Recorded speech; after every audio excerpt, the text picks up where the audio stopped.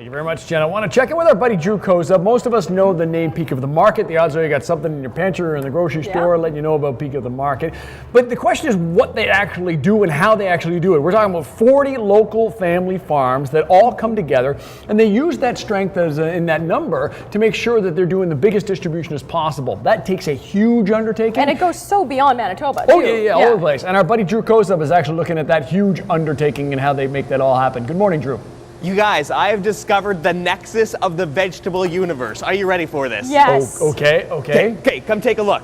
So, this is where all of the onions that are coming through Peak of the Market meet up. So they go this way, and then all the potatoes are going here. This is the crosshairs of the major operations here at Peak of the Market. It's like the Portage in Maine of vegetables. A lot of action going to be happening here, and today was a really big onion day. So luckily, what we're focusing on and talking about is onions. So this is you guys know how excited I am for the onions, right?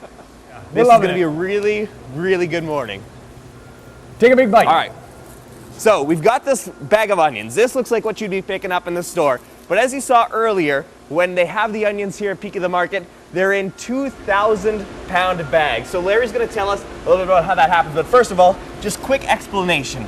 It's the middle of winter. How are you guys getting local onions? Well, the onions and the potatoes are in storage at the farm, so they control the air movement, humidity, and temperature, so they can store them for a long period of times. Onions 9 months, potatoes 12 months.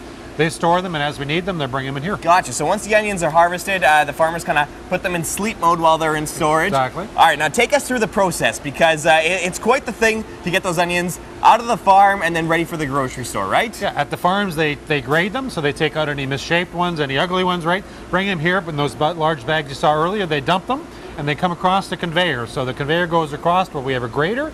So Mark and others will be going through the potatoes and getting a last minute grade. So just making sure anything got damaged in transit or got missed to the farm gets pulled out.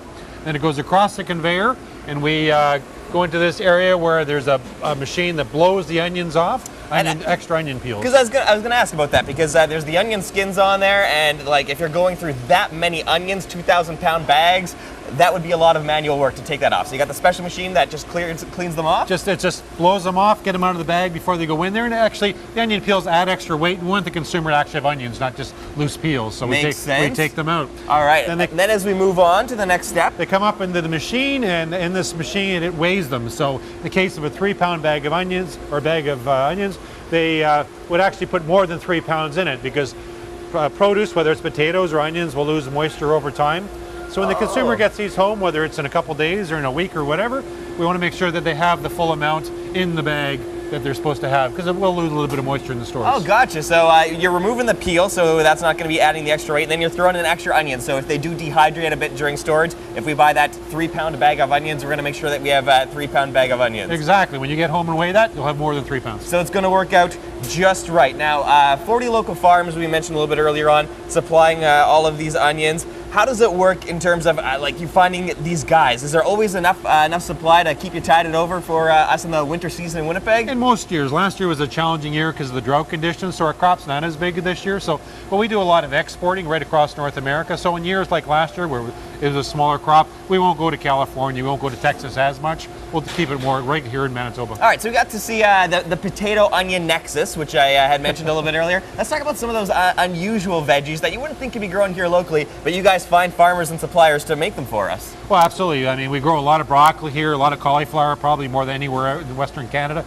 We grow items like daikon, which is a Japanese long white radish. It's not a big volume item, but we supply most of Western Canada for that as well. No kidding. And you said that asparagus season is going to be coming very soon. Asparagus is coming up May, June. They'll be popping up. And asparagus is a fairly expensive crop, but you have to realize they actually cut those off one at a time. They grow up through the ground, and on a warm day they can actually grow quite high, and they have to cut them off one at a time. It's very labor intensive. Yeah, a lot of careful work to make those fresh and delicious for us. If you want more information about what goes on here at Peak of the Market, just go to our website at breakfasttelevision.ca. We have still plenty more to show you, but we're taking a quick break from Peak of the Market. More to come later this morning on City.